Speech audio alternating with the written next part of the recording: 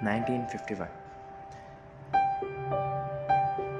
is the year AIDS was first recognized as a new disease, and now it's 2022. A time duration of around 70 years, AIDS has become a threat. Well, optimistically, AIDS has united the globe, being discovered from Los Angeles to a risk for the entire population. Hence, each and every nation is working together to find the cure. AIDS might have united the world, but unfortunately, we have isolated the infected individuals. This is what we call as a stigma. Most of people affected with AIDS don't die due to AIDS, but suicide ratio in HIV patients is 100 times higher than normal population.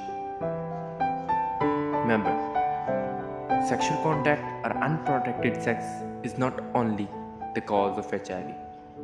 It may have spread through contaminated syringes, blood transfusion, and many more causes. And one more thing, a warm hug to the patient will not affect you at all. Spread love.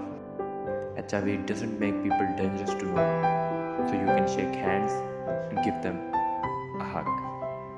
Heaven knows they need it. Open your eyes. Thanks. Open your eyes. Open your eyes before AIDS closes them. End inequalities and AIDS.